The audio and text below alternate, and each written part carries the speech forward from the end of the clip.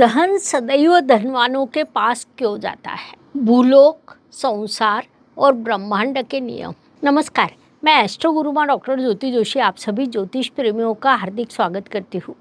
आज हम अत्यंत अलग एवं महत्वपूर्ण विषय पर वार्तालाप करने वाले हैं। वह विषय है कि धन सदैव धनवानों के पास क्यों जाता है। ये प्रश्न आपके मन में कई बार निर्माण हुआ होगा।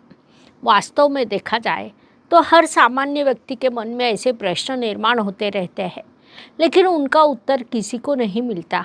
हम केवल विचार करते हैं और बाद में उस विषय को वहीं पर छोड़ देते हैं, क्योंकि इसके अलावा हमारे पास दूसरा विकल्प भी नहीं होता। इस विषय पर आज हम विस्तार से वार्तालाप करने वाले हैं। इस विषय को शास्त्र शुद्ध पद्धति से समझने का प्रयास करेंगे। साथ ही भूलोक, संसार एवं ब्रह्मांड के विभिन्न नियमों को भी समझने का प्रयास करेंगे, क्योंकि उन नियमों का हम पर बड़ा परिणाम होता है। इसीलिए आज के भाग अंत तक देखना न भूलें।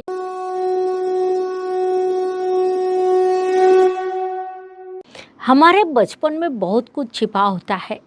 हमारा बचपन कैसा था, उस समय हम पर कौन से संस्कार किए गए, प्रत्यक्ष अप्रत्यक्ष कौन से विचार हमें दिए गए, ये सभी चीज़ें महत्वपूर्ण होते हैं, क्योंकि बचपन संपूर्ण जीवन का पहिया होता है। उसी के अनुसार हमारा जीवन, हमारा मूल स्वभाव तैयार होता है।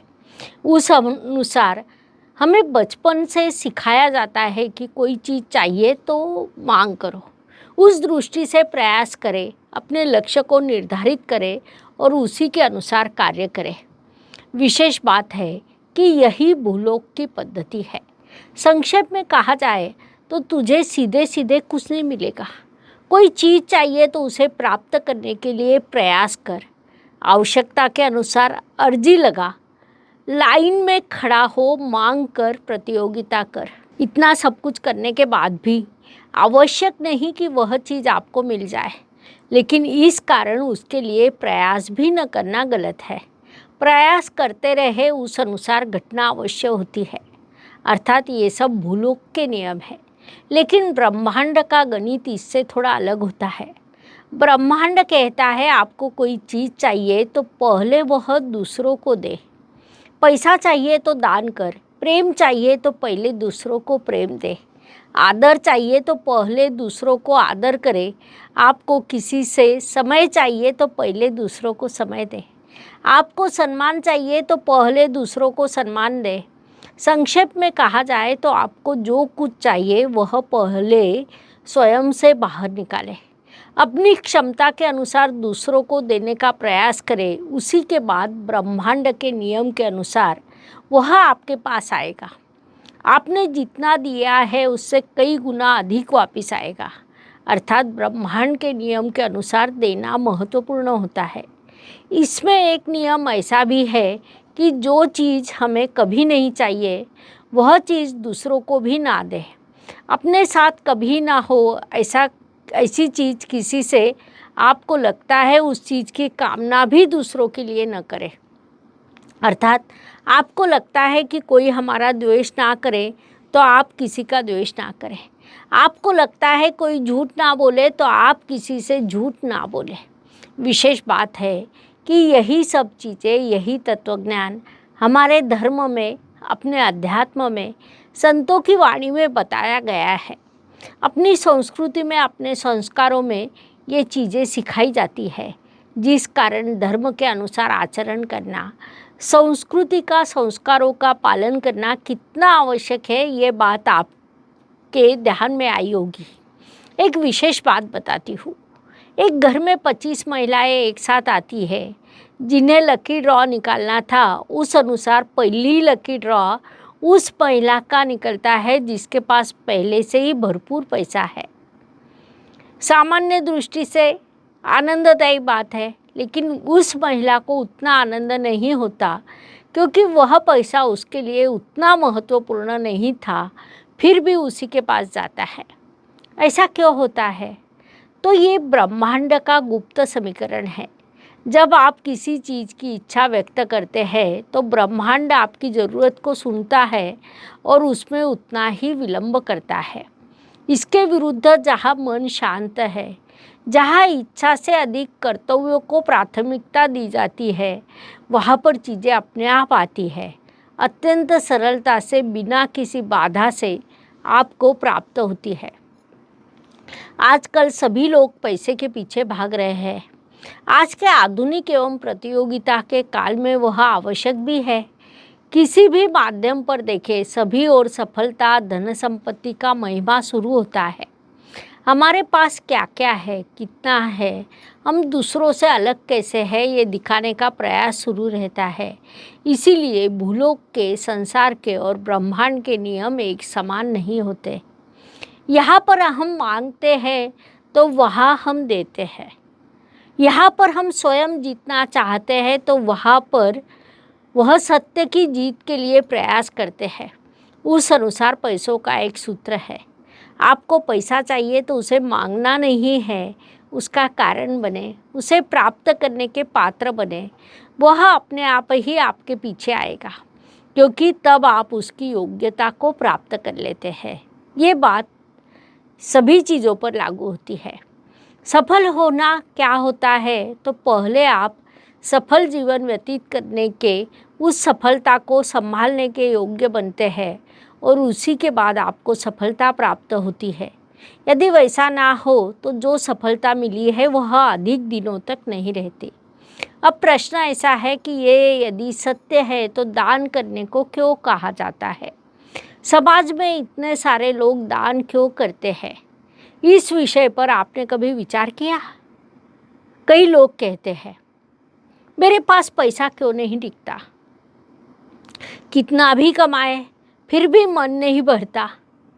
किसी के पास पैसा अपने आप आता है तो कोई दिन रात परिश्रम करने पर भी खाली रहता है। ऐसा कई लोगों के साथ हुए आपने देखा होगा, आपने स्वयं भी इसका अनुभव लिया होगा। ये विषय केवल परिश्रम, भाग्य और बुद्धि तक सीमित नहीं है, तो ब्रह्मांड और ज्योतिष का एक गणित है जिसे समझना आवश्यक है। ब्रह्मांड के नियम अलग होते हैं। जहाँ पर आप कुछ मांगते हैं तो ब्रह्मांड पूछता है आपने पहले क्या दिया है। आपको पैसा चाहिए तो लेना नहीं, देना सीखना चाहिए। इस विषय पर हमारा ज्योतिष क्या कहता है? तो कुंडली के द्वितीय स्थान को हम धन स्थान कहते हैं। वह हमारे कमाई का, हमारी वाणी का, बचत का स्थान होता है। लेकिन धन स्थान का लाभ स्थान व व्यय स्थान अर्थात द्वादश स्थान होता है। और वास्तविक प्रश्न यहीं पर निर्माण होता है। हम व्यय स्थान से धन प्राप्त करते हैं, अर्थात क्या वह पैसा खर्च से आता है? क्योंकि व्यवसाय के लिए पहले निवेश करना है, अर्थात पहले खर्च करें उसके बाद धन प्राप्त करें, ऐसा समीकरण होता है। तो हाँ, लेकिन यहाँ पर खर्च का अर्थ केवल व्यवहार नहीं या निवेश नहीं, वह दान होता है। इस बात को मुख्य रूप से ध्यान में लीजिए। मेरा एक जातक पैसा प्राप्त करना चाहता था। सच कहा जाए तो कई जातक पैसों की समस्या लेकर आते हैं। दुख, परेशानी, संघर्ष का प्रमुख कारण होता है। लेकिन इस जातक की समस्या थोड़ी अलग थी। लगातार होने वाला नुकसान, लिया हुआ कर्ज, रुकी हुई उन्नति, ऐसी स्थिति थी। उसकी कुंडली देखने के बाद ध्यान में आया कि उसका धन स्थान कमज़ोर है, लेकिन व्यय स्थान मजबूत है। जिस कारण उसे कहा गया कि आपको पैसा चाहिए तो व्यय से अर्थात दान से आएगा। उस अनुसार उसने शुरुआत की। रोज़ थोड़ा दान, थोड़ा अन्नदान, थोड़ी गुरु दक्षिणा, इस पद्धति से उपाय करने शुरू किए। साथ ही वह अपने काम में अधिक परिश्रम भी करता रहा। कुछ ही महीनों में उसके जीवन में बड़ा चमत्कार हुआ। उसके जीवन में सकारात्मकता निर्माण हुई, पैसा आना शुरू हुआ, रुके हुए व्यवहार शुरू हुए। अब दान का अर्थ केवल पैसा देना नहीं होता। हमारी आध्यात्मिक मान्यताओं के अनुसार दान आत्मा का विसर्जन, लोभ, स्वार्थ, असुरक्षितता जैसी सभी चीज़ों का विसर्जन होता है। जिनका मन संपत्ति के भय से मुक्त होता है, उन्हें काम उस धारण करने के योग्य बनाता है। अब प्रश्न ये है कि दान करने से क्या होता है? तो दान करने से मन साफ होता है। विचार सकारात्मक बनते हैं, मन का भय कम होता है और ब्रह्मांड से मिलना प्रारंभ होता है। अब कुछ लोग इसे अंधश्रद्धा कह सकते हैं, लेकिन ये ज्योतिष का मूल तत्वज्ञान है। आपकी कुंडली का लाभ आप कहाँ खर्च करते हैं इस पर निर्भर है। आपको पैसा कमाना है तो पहले उसे बहने दें। पैसा चाहिए तो उसके पीछे ना भागे, उसके स्थान की खोज करें और जहाँ से आता है क्या आप वहाँ देते हैं, इसकी जांच करें। अपनी इच्छा के अनुसार उचित दान करें, उससे ही आपका धन संचय होगा। आप पैसों के लिए कितना परिश्रम करते हैं ये महत्वपूर्ण नहीं, बल्कि क्या आप पैसा संभालने के लिए पात्र है, ये अधिक महत्वपूर्ण होता है। आप केवल ट्रस्टी होते हैं। आप साथ कुछ नहीं लाते और यहाँ से कुछ भी लेकर नहीं जाते। संक्षेप में, इस भूलोक में रहते हुए आप केवल पैसा संभालने वाले ट्रस्टी होते हैं। ये विषय स्पष्ट करने के लिए इतनी जानकारी पर्याप्त है। हम यही रुकते हैं। अगले भाग में ज्योतिष की नवीनतम जानकारी के साथ पुनश्च अवश्य मिलेंगे।